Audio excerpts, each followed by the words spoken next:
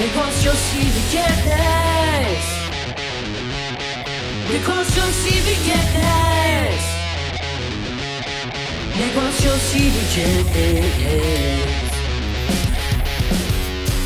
Bienvenidos a un nuevo capítulo de Negocios y Billetes.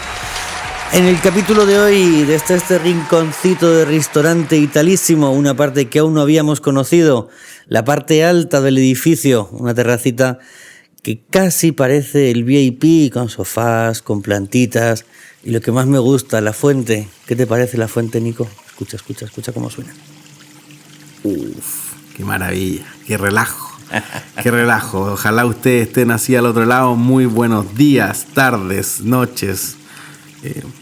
Y lo que venga entre medio de esas tres cosas. Sean muy bienvenidos a este nuevo capítulo. Hoy vamos a hablar de un tema interesante, de un tema de cómo gestionar una crisis.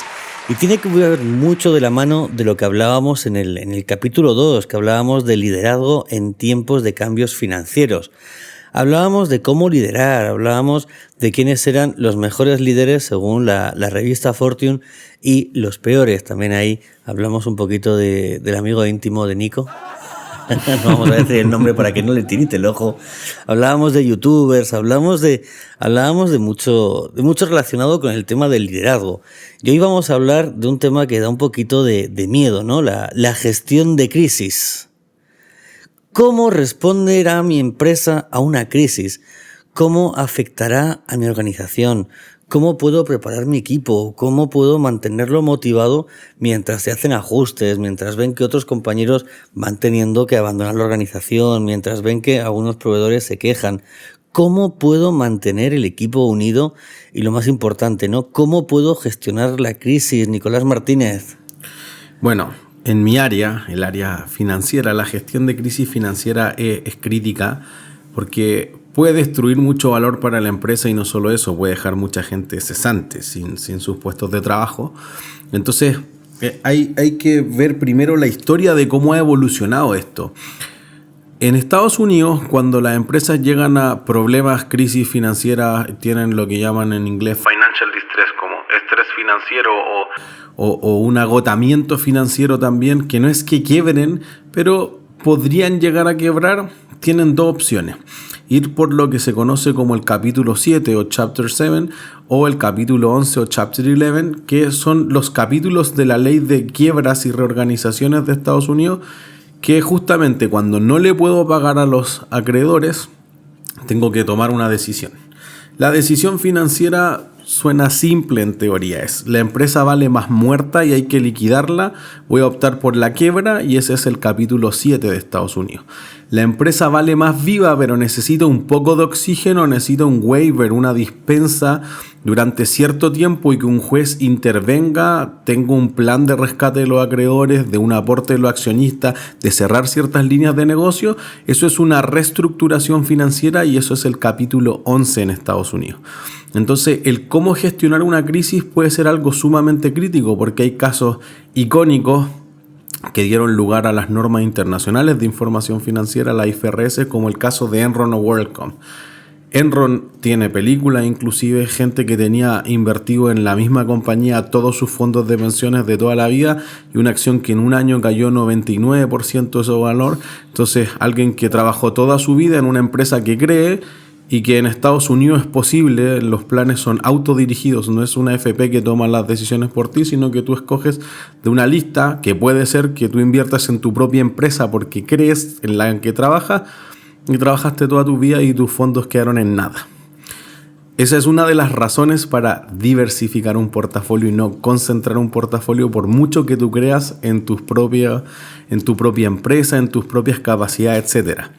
Enron, a principios de los años 2000, o sea, el tercer milenio, fue una quiebra de $60 mil millones en activos. WorldCom, un poco menos famosa, pero $100 mil millones fue la quiebra, y ambas son conocidas porque fueron tremendos fraudes contables. Por eso yo decía que fueron algunas de las empresas, junto con Parmalat, quizás en Europa, que fue una quiebra también muy muy grande, que gatillaron que tuvieran que subir los estándares de las International Financial Reporting Standard, de las IFRS, y también crearon una ley en Estados Unidos que es la ley SOX, la Sarbanes-Oxley, por los senadores Sarbanes y Oxley, que nosotros en la Universidad de Chile tuvimos el placer de que viniera el senador Oxley antes de que falleciera lamentablemente, y que fue impulsar que los directorios, que tienen que velar por que los accionistas o por el patrimonio de los accionistas como si fueran accionistas y representar al accionariado, tuvieran estándares más altos, porque era muy de amigo el directorio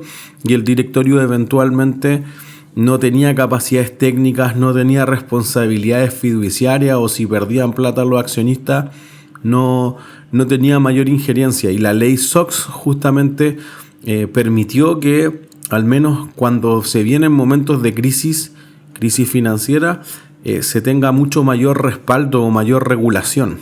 Entonces esos fueron casos icónicos, y después Lehman Brothers, por ejemplo, en 2008, en la crisis subprime, que es la crisis más cara de toda la historia, justamente una quiebra de $600 mil millones. No hay ninguna quiebra en todavía hoy día 2024 que haya costado tanto como Lehman Brothers, y también una empresa que se creía muy segura, un banco de inversión que era gigantesco y que generó un efecto de contagio en otros bancos que podían generar un efecto dominó terrible para la economía. Es una de las crisis que también a veces hay que tocar surfear. Y a veces se puede salir airoso en algunos casos, en otros casos no. Diría que si todos estos casos resultaron mal, quizás LATAM Airlines recientemente en la pandemia 2020 se tuvo que acoger al capítulo 11 en Estados Unidos, y yo no conozco hasta el día de hoy ninguna empresa en el mundo que haya estado tanto tiempo en el capítulo 11. Tuvo casi 2 años, lo normal es como 6 meses. Y le permitió reestructurarse, y de hecho eso hizo una diferencia en Chile, justamente porque ahora la superintendencia de quiebras, ex superintendencia de quiebra, hoy en día es superintendencia de reestructuración y de reemprendimiento, mucho más orientada a tratar de salvar la empresa y conservar los puestos de trabajo que en liquidar o tener que cerrar una empresa forzosamente. Así es, el caso de Lehman Brothers fue un caso épico y, como dices, ¿no? Yo creo que histórico, y esperemos que nunca más se vuelva a repetir. Porque la verdad que es algo que impactó a nivel mundial, dejó muchas empresas muy tocadas o incluso hundidas.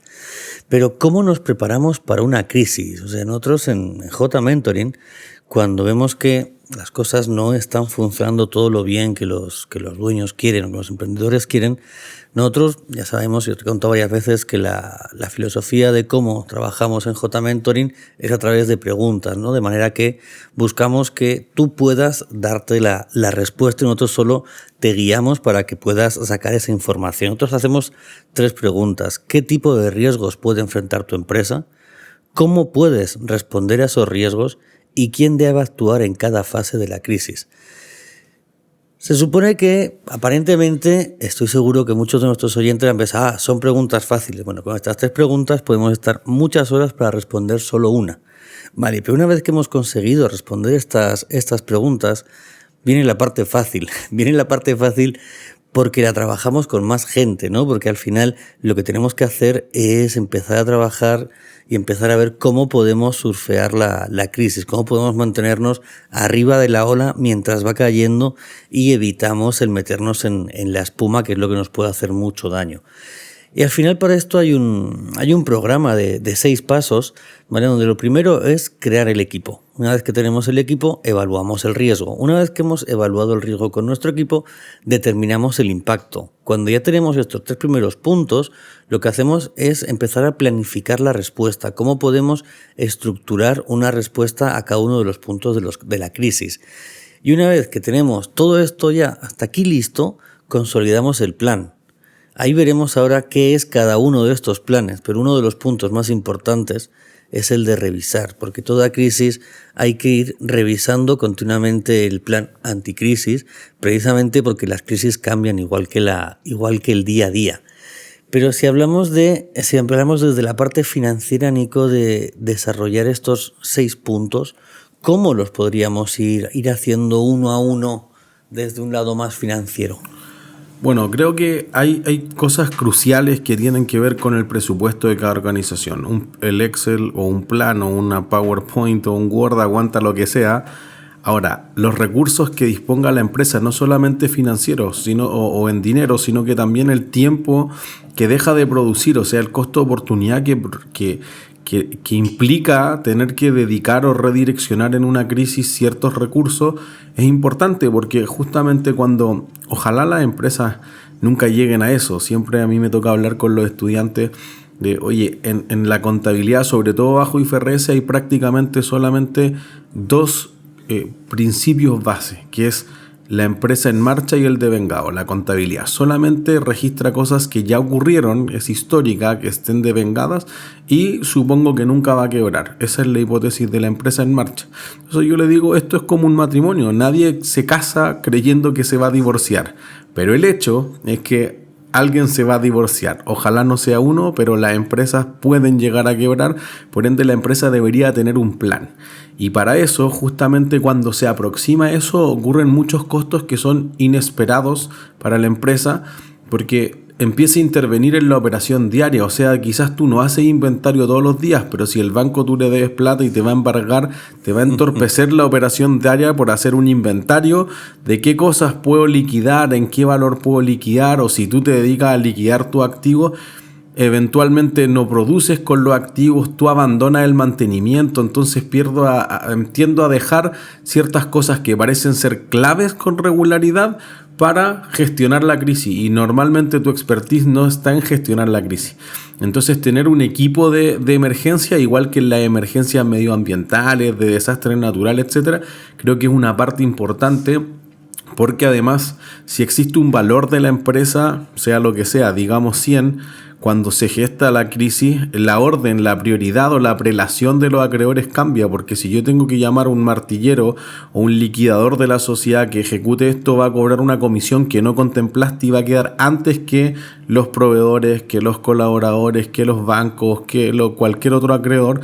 Entonces, eventualmente el cambiar las prioridades también hace que el valor de la empresa ya no sea 100, sea 90, sea 80 o lo que quede resultante después de esto. Entonces, creo que es crucial desde el ámbito de las finanzas crear justamente ese equipo y con ese equipo ya uno dispone parte del presupuesto significativamente, porque ahí, al menos en aspectos financieros, siempre cuando se gesta una crisis hay mucho de honorarios de auditores, por ejemplo, honorarios legales, de cosas que se dejaron en el tintero, de reconocimientos de deuda, de mutuo, etcétera, no solamente en grandes crisis, sino que en pequeñas crisis, cuando se tienen que crear más sociedades para proteger ciertos riesgos de los activos, si están relacionadas, si están actualizados los estatutos, una serie de honorarios legales que quizá en la cotidianeidad no estaban contemplados. En Sur Consulting, finanzas claras, negocios exitosos. Conoce nuestros servicios en www.surconsulting.cl. Perfecto, pues ya tenemos definido el equipo y sabemos bajo qué criterio tenemos que definirlo. Ahora tenemos que evaluar el riesgo, y para evaluar el riesgo tenemos que juntar a este equipo y generar una brainstorming, ¿no? Una tormenta de ideas donde todos podamos anotar cuáles son las propuestas, cuáles son los diferentes puntos que tenemos que evaluar, ¿vale? ¿Y por qué es importante que lo hagamos todos? Porque es un momento en el que todos tenemos que poder opinar de nuestro departamento, de lo que nosotros vemos y de la información que nosotros tenemos. En una empresa no todos manejamos la misma información, pero sí que todos tenemos información valiosa en relación a lo mismo, ¿no? A cómo salvar y qué es lo que está pasando. Entonces, lo primero, como decíamos, a Nico y a mí nos encantan las pizarras, como habéis escuchado en algún capítulo anterior. Entonces, lo primero, buscar una pizarra lo más grande posible y apuntar todos los puntos de vista de cada una de las personas de este equipo. Y una vez que tenemos todas estas propuestas a evaluar, tenemos que conseguir evaluar el riesgo.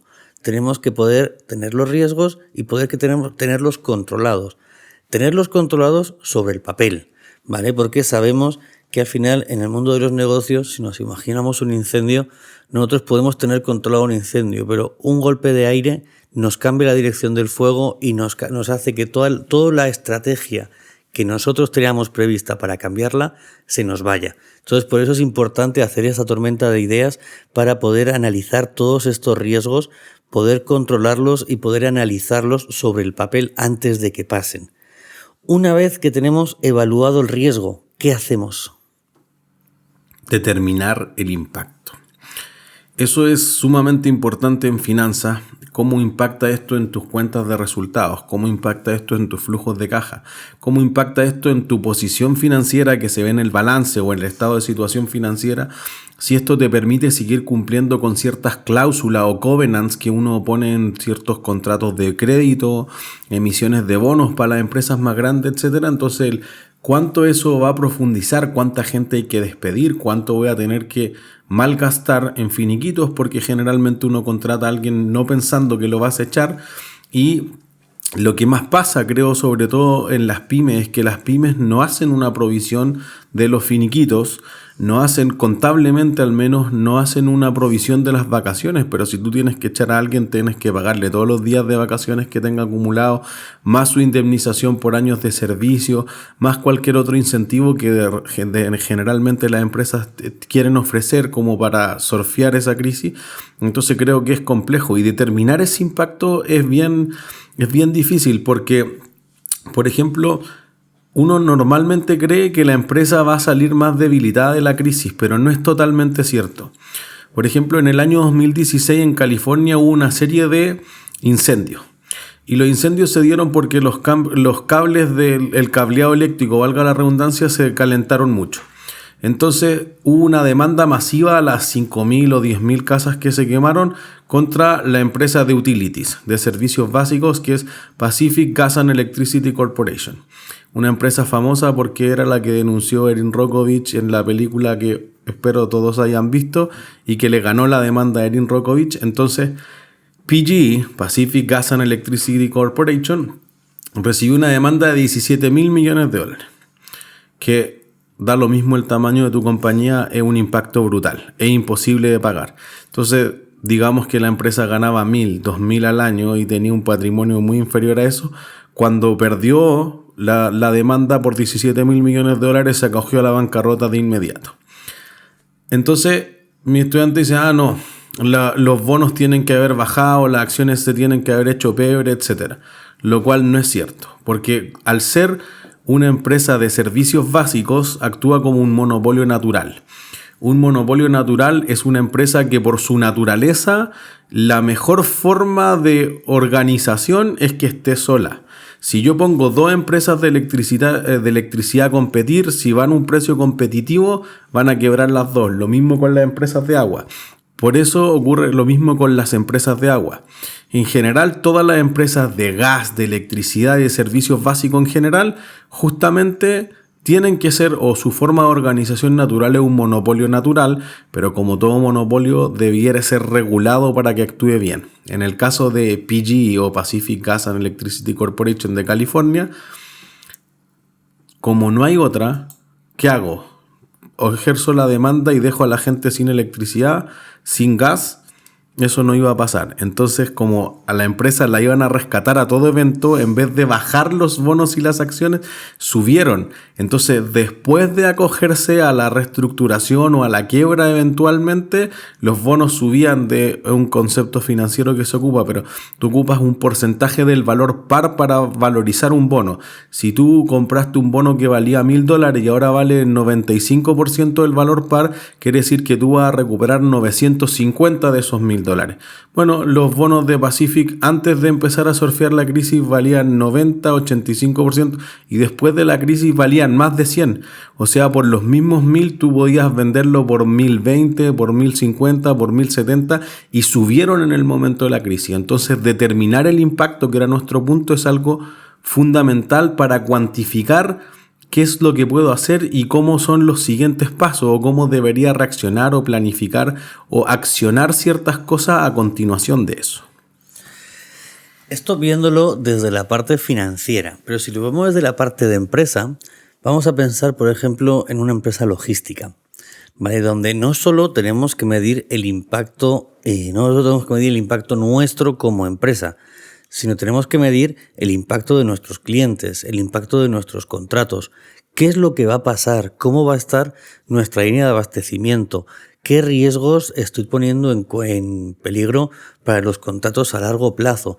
¿Qué es lo que puede pasar con estos contratos? O sea, hay muchas aristas, hay un montón de aristas que tenemos que controlar. Por eso decíamos que determinar el impacto hay que hacerlo con el equipo. Hay que poder medir, hay que poder estar con un equipo unido, con un equipo consolidado, con un equipo con competencia para poder evaluar y para poder determinar todos estos puntos. Vale, pero una vez que hemos podido determinar el tema del impacto, tenemos que venir a una de las partes más, yo creo que es una de las partes más difíciles. No sé tú, Nico, ¿qué piensas sobre la planificación? ¿Es la más fácil? ¿Es la más difícil? ¿Es una de las...? Yo diría que es una parte muy compleja planificar la respuesta, sobre todo desde el lado de finanzas, porque cuando tú llevas esto a la práctica, hay una serie de eslabones o de partes dentro de la cadena que tú no controlas. Yo voy a decir esto, pero el banco quizás no me apoye. Quizás los proveedores tienen sus propios problemas. Quizás los colaboradores van a aceptar ciertas cosas. Por ejemplo, LATAM Airlines, que los colaboradores en la mayor parte de la crisis se bajaron casi todos voluntariamente el sueldo a la mitad.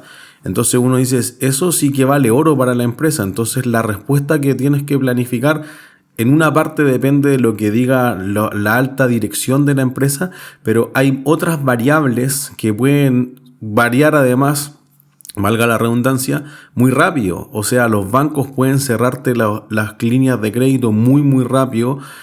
Puede ocurrir una corrida bancaria, por ejemplo, que esto significa que una persona le costó sacar su plata de un banco, le avisa a otra persona que fue complejo y esto se genera como una bola de nieve y todos van a sacar su plata del banco y evidentemente el banco no tiene la plata de todos al mismo tiempo en el mismo momento.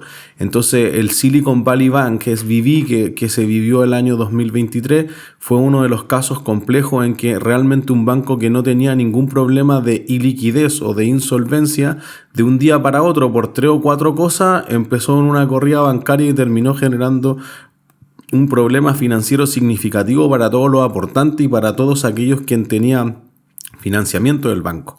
Entonces, el cómo planificar esa respuesta también es crucial porque, por ejemplo, LATAM Airlines.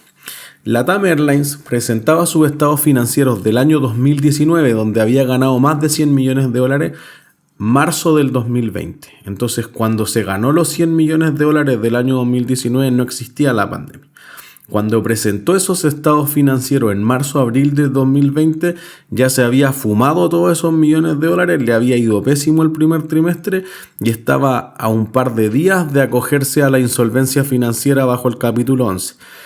La ley de Chile obliga a las sociedades anónimas abiertas en bolsa que repartan el 30% de sus utilidades como dividendos a menos que el 100% de los accionistas se oponga, algo que prácticamente no pasa nunca. Me opongo. Entonces están obligadas a pagar el 30% de sus utilidades como dividendo. Entonces tú decías, oye, el año pasado ganó $150 millones, tiene que repartir dividendos por 45, pero la empresa decía, no tengo cómo repartir 45 y por lo demás no tiene ningún sentido que si yo le estoy diciendo a los proveedores y a los acreedores, espérenme porque no puedo pagar, yo esté pagando dividendos. Lo mismo le pasaba a Cencosud, que tenía que aplicar el plan de contingencia que fue en Chile de suspensión temporal de los sueldos, pero aún así se estaba pagando los mayores dividendos en la historia Cencosud por las utilidades que había tenido el año anterior. Entonces, planificar ese tipo de respuesta en estos tiempos muy complejos como COVID es una cosa muy significativa. Los malls, yo tengo un contrato que me obliga como arrendador a cobrarle al arrendatario, pero el arrendatario no puede abrir y no es problema ni del arrendador ni del arrendatario, es un problema sanitario. Entonces, ¿qué respuesta doy? ¿Lo obligo y le cobro el arriendo hasta que se ahogue y no pueda pagar más y termine quebrando? Espero, le doy, lo paso hacia adelante hasta que pueda abrir, transformo los contratos que tenían una parte fija en un porcentaje variable sobre las ventas, que es lo que más se hizo. ¿Cómo planificar esa respuesta? Creo que puede ser una variable muy crucial en no arruinar todo el resto de los puntos del plan para administrar de forma exitosa una crisis. Pero para ponerlo en práctica, tienes que medir las variables del mercado, tienes que medir lo que el mercado te va entregando y poder analizar con el equipo toda y cada una de ellas. Y lo más importante es el poder marcarte un mínimo y un máximo de fiabilidad, ¿vale? Si tú consigues, cuando lo consolidas, cuando lo analizas y cuando lo plasmas, consigues que el 80% del éxito, ok, es una tasa que nos podemos creer. Si lo tienes controlado al 90%, estás ahí entre nivel crack y Dios. Y siento decirte que si lo tienes controlado al 100%, vuelve a empezar. Porque si sobre el papel lo tienes controlado al 100%, como hablábamos del incendio, con un golpe de aire se te va todo el castillo de naipes al suelo. ¿Y por qué se va al suelo? Porque no has medido bien, porque no has planificado, porque no has estudiado y porque no has analizado. Pero pongamos que conseguimos tener un control del 80% sobre cómo controlar esta crisis, ¿no? Una vez que lo plasmamos, lo tenemos a un 80% controlado. ¿Qué hacemos ahora? ¿Cada cuánto lo medimos? Bueno, lo que toca ahí es revisar. Revisar depende de qué tan catastrófico, qué tan crítica o qué tan profunda sea la crisis, y además la frecuencia puede ser dependiendo de la disponibilidad de recursos. De nuevo, no es solamente plata, financiamiento, sino que de recursos técnicos, de recursos de todo tipo, de horas, hídricos, ciertas variables que pueden ser difíciles de controlar. Entonces, revisar parece que ser, y fijar la frecuencia con que revisar ese plan parece ser algo importante. No sé qué te parece a ti, Jorge. Mira, el tema de revisar es crucial, ¿no? Y al final, para revisarlo tenemos que conocernos, tenemos que medirnos y tenemos que poder saber qué es lo que está pasando antes de que pase, ¿no? Cómo anteponernos a futuras crisis del mercado. Y por eso también hablábamos un poquito, y lo estáis escuchando en todos los capítulos cuando hablamos de estrategia. Y la única manera de anteponernos a futuras crisis es tener una estrategia, el poder estar en la mayor cantidad de salas posibles, el poder tener la mayor cantidad posible de conocimiento de nuestra empresa y de nuestro mercado.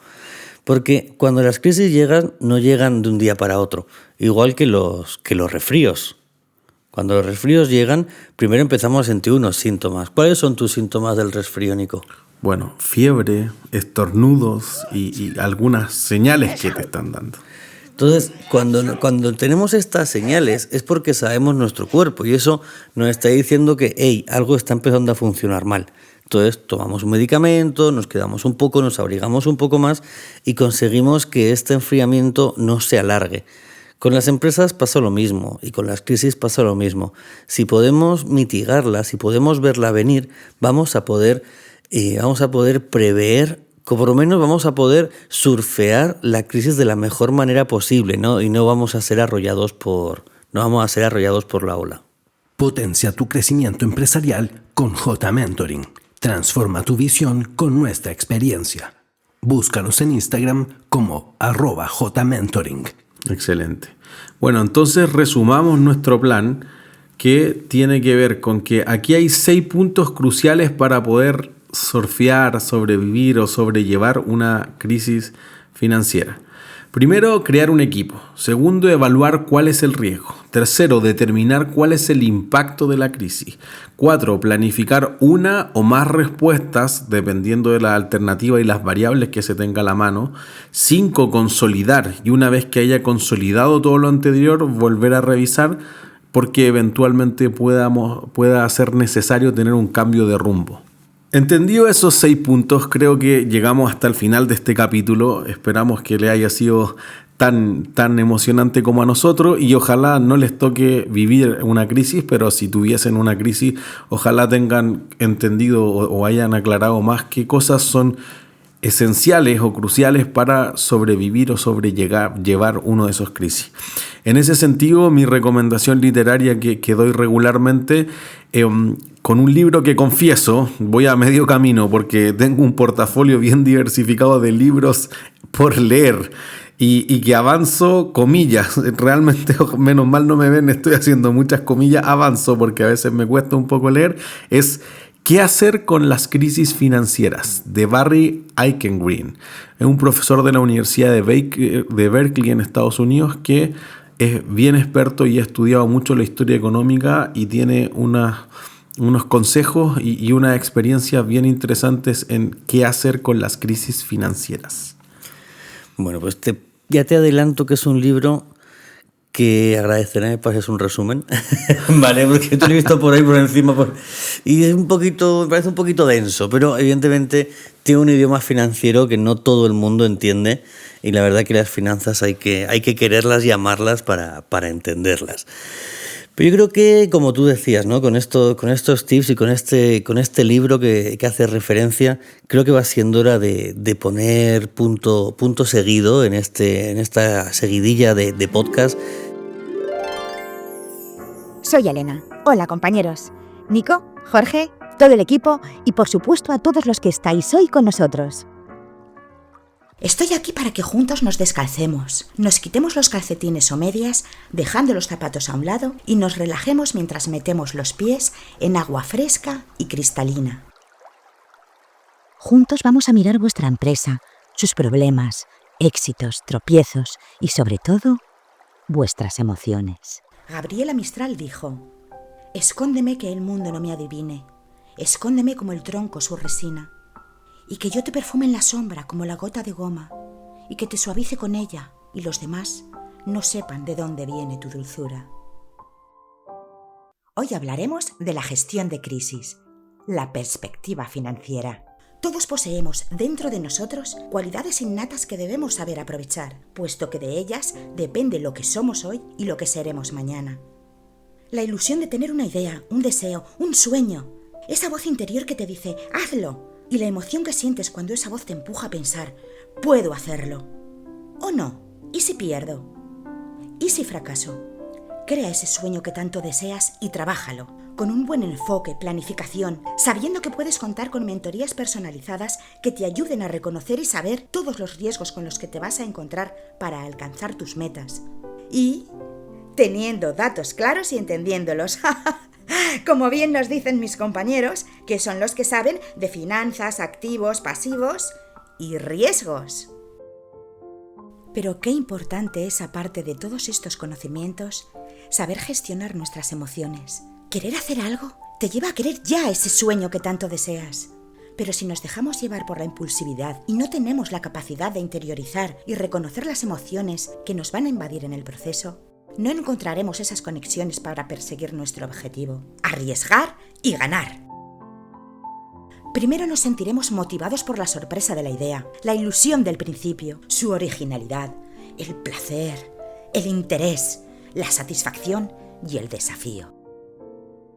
Pero las emociones, que serán muchas, las iremos experimentando poco a poco, porque son las expectativas de cómo nos sentiremos cuando tengamos que tomar una decisión tras otra. En qué arriesgamos y en qué no, porque muchas veces la ansiedad, el miedo, la angustia y el abatimiento vendrán a visitarnos, afectando negativamente a nuestro proyecto, empresa, clientes, a nuestros sueños. Eso es lo que queremos evitar. Cada semana aprenderemos pequeños tips para cómo saber complementar la gestión emocional y financiera, que es lo que nos llevará al éxito. Te espero aquí, sentada, para volver a relajarnos en nuestro arroyo de emociones.